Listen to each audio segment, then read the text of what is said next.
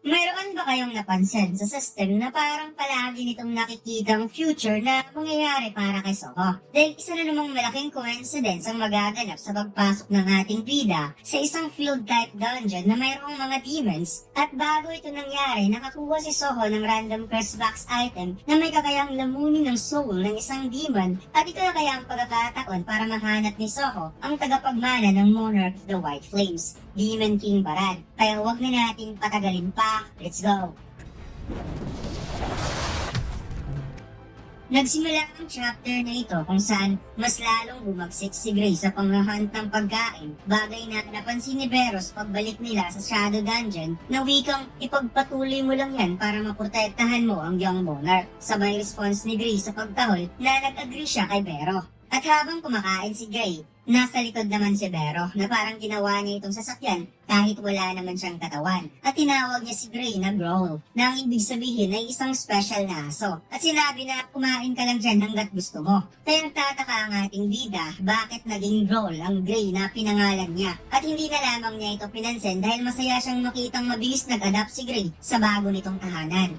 Biglang napansin ni Soho na nakatanggap siya ng shared experience 50% dahil sa pag-hunt ni Gray ng monster. Kaya kaagad niyang tinanong si Bero kung may nag-exist ba na ganito sa unang system. Nasagot naman ni Bero, ganun ba? Hindi daw siya sure pero sa tingin niya parang pareho lang. Kapag nag-hunt kasi ang mga Shadow Soldier, ang experience ay mapupunta sa Shadow Monarch. Kaya naisip ni Soho na mukhang pareho lang pala ito sa party game system na paghahatian nila ang experience na makukuha. Although 50% lang ang nakuha niyang experience, subalit napakaganda na nito na makakakuha siya ng experience automatically. Kaya nagsuggest si Bero na kung ganun dapat pala magpatuloy si Gray na mag-hunt sa lugar na ito.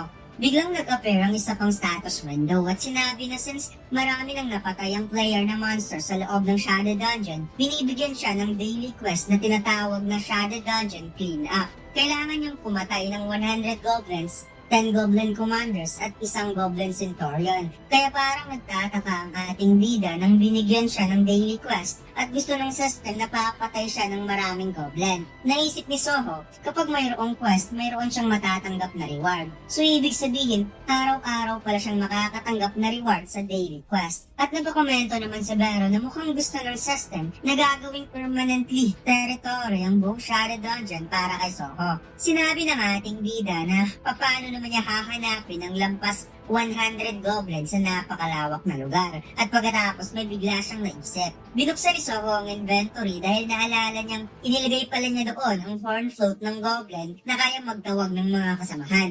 Kaya ginamit ni Soho ang horn float upang makapagsummon ng mga goblin na nasa paligid. At maya-maya, unti rinig ni Soho ang mga tumatakbong goblins towards sa kinaroroonan niya. Hanggang sa nagpakita ang mga ito na makikitang handa ng makipaglaban. Sinabi ng ating bida na tama talaga ang naisip niya at napakomento naman si Bero na hindi niya akalaing gumawa ng smart move ang Young Monarch using horn flute to gather goblins. Hinanda ni Soho ang kanyang kamao na makikitang umapo ang matinding mana at pinatikim niya ng tag-iisang suntok ang bawat goblin at sa bawat tama ng kanyang suntok, literal talagang sumabog ang certain parts sa katawan ng goblin sa sobrang lakas ng suntok ni Soho. At naisip na napaka-boring na pala ng goblins ngayon since kailangan niyang pumatay ng lampas 100. Muli na namang ginamit ni Soho ang horn flute kaya dumating ang second batch na goblin. At mukhang mas marami na ito kaysa kanina. At sa pangatlong pagkakataon, ginamit ulit ng ating bida ang horn flute upang mas lalo pang dumami ang mga goblins na dumating. At maya-maya, lumabas ang hindi mabilang na goblins kasama na dito ang mga commanders at centurions. At sinabi ng ating bida, parang sapat na to. At binanggit ang salitang arise upang magsagawa ng shadow extraction sa mga goblins na napatay niya. Naunang sumugod si Gray at hinakmal kaagad ang ulo ng goblin at sa kabilang grupo naman nagtutulungan ng mga Shadow Soldier upang tugisin ang mga kauri nila. Samantalang si Soho, effortless lang na pinabagsak isa-isa ang mga goblins in just one hit, one shot. At ang pinakamaangas sa lahat ay si Bero. Gumamit lang naman ito ng sanga ng kahoy para mayroon naman siyang makontribute. Umabot ng 3 oras ang panghahunt nila ng goblins at tagumpay na kompleto ni Soho ang daily quest. Lumampas sa 107 ang napatay niyang goblins, 10 na goblin commanders at isang goblin centurion. Habang si Gray, hindi na nakagalaw pa sa sobrang pagod sa 3 hours straight ng panghahunt ng goblins. Nakatanggap si Soho ng reward at napaisip pa ito ng saglit sa nakita niya sa status window. Kaya napatanong si Vero kung ano ang problema. Sinabi ni Soho na mukhang may kakaiba sa daily quest. Nagawa niyang matapos ang quest, subalit still patuloy pa rin tumataas ang bilang. Kaya napangiti ang ating bida at naisip na kung patuloy na tumataas ang counting, posibleng mayroon itong tinatago. Kaya nakapag-decide si Soho na kunin niya ang pagkakataon na ito upang makita kung kailan titigil ang counting, kung saan umalma na nga dito si Grace sa desisyon na ito. Maya-maya, nakumpleto na talaga ni Soho ang hidden quest at umabot sa 200 ang napatay niyang goblins, 20 na goblin commanders at 20 sa goblin centurions. Habang si Gray, tuluyan ng namutla na parang gusto nang lumabas ang kanyang kaluluwa sa sobrang pagod. Sinabi ng system na mabibigyan si Soho ng rewards, bagay na talagang inaabangan niya dahil ito ang nagpapa-excite sa kanya pagkatapos ng quest ang rewards na matatanggap niya. Nakatanggap ang ating bida ng 4 na rewards. Una, status recovery. Pangalawa, ability points plus 3. Pangatlo, random bless box option. At pang-apat ay ang random curse box option. Kagad tinanggap ni Soho ang unang reward, ang status recovery, kung saan agad-agad bumalik ang kondisyon ng ating bida na wikang para do siyang bagong level up. Ay kapag itatago lang niya ang reward na ito, magagamit niya ito sa kalagitnaan ng laban kapag makakatanggap siya ng matinding damage. Tinanggap ni Soho ang pangalawang reward at naisip niya na gamit ang daily quest, mas mapapadali ang kanyang paglakas dahil araw-araw siyang makakatanggap ng plus stats ability points. At sa pangatlong rewards ay parang natigilan si Soho dahil kailangan niyang mamili between bless box at curse box. Sinabi ng system na kapag pipiliin niya ang bless box, mabibigyan siya ng item na gusto niya. At kapag pipiliin naman niya ang curse box, mabibigyan siya ng item na kailangan niya. Kaya pinag-iisipan ng mabuti ni Soho kung saan sa dalawa ang kanyang pipiliin.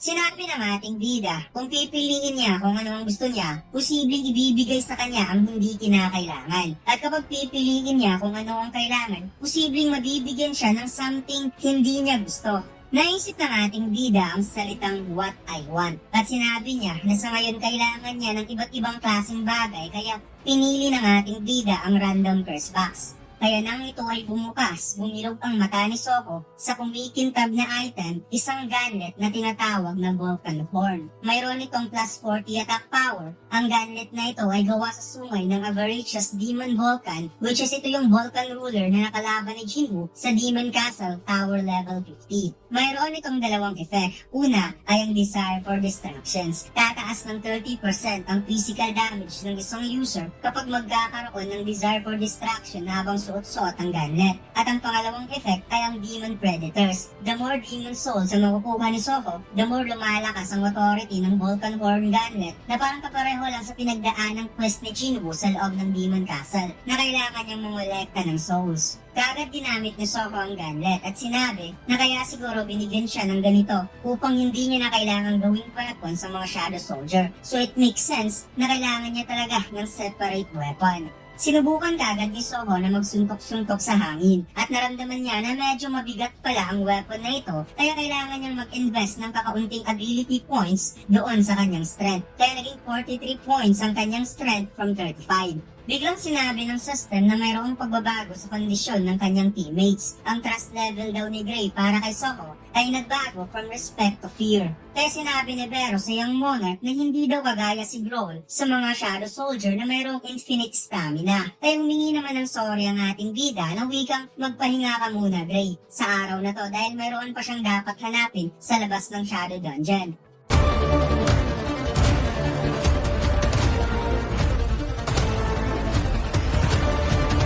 Subukan niyo maglaro ng One Online Studio 4 Episode 7. Ang download link ay nasa baba. Maraming salamat, mga Lods.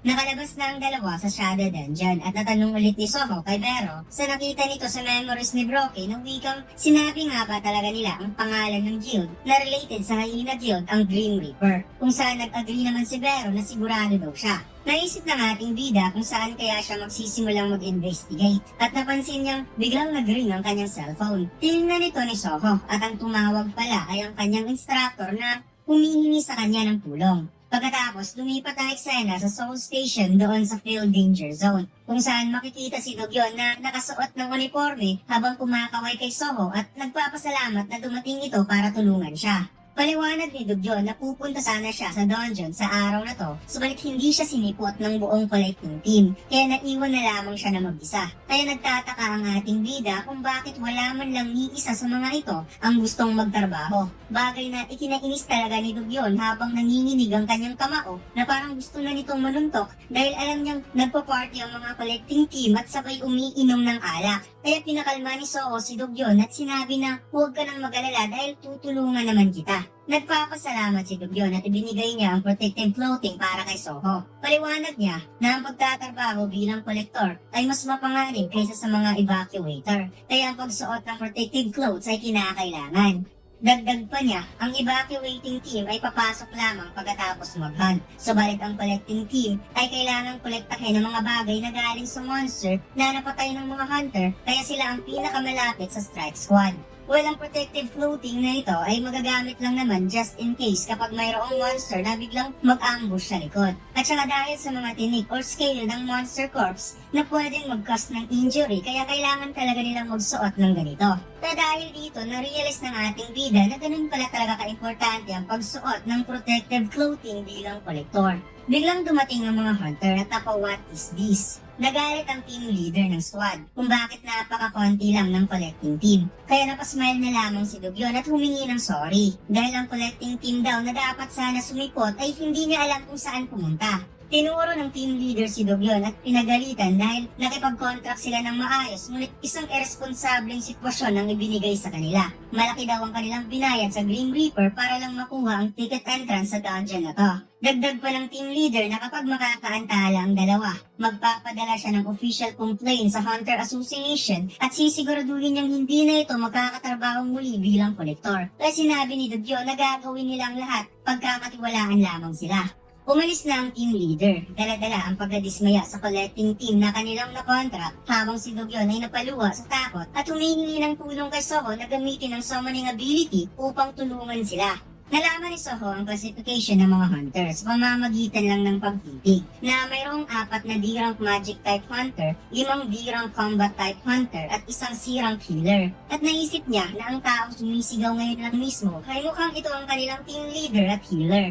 Naisip ni Soho ang random curse box na ibibigay kung ano ang kailangan niya at ang item na ito ay isang weapon na may kakayahang lamunin ng demon, which is ang lumabas ay isang gauntlet na Vulcan form. Untimely coincidence ang pagtawag ni Instructor Dugyon sa kanya at ngayon nasa harap niya ang field type dungeon na pagmamay-ari ng Grim Reaper, kaya naisip ni Soho ang lahat ng ito hindi isang simpleng nagkataon lamang. Pagkatapos, lumipat ang eksena sa isang taong sumisigaw sa sakit habang nasusunog ang katawan sa kulay asul na apoy na parang mistborn monster. At dito'y pinakita ang 3 kakaibang klaseng monster at mukhang nakamaskara lang ang mga ito dahil kung titingnan ng maigi, parang tao lang na nakasuot ng maskara ng isang monster. Maliban sa pangatlo na pinakamaliit ay parang tunay talaga na monster. At dito lang nagtatapos ang ating kwento mga lods. Huwag mo sana kalimutang mag-like, comment at mag-subscribe sa ating YouTube channel at mag-follow sa ating Facebook page. Salamat!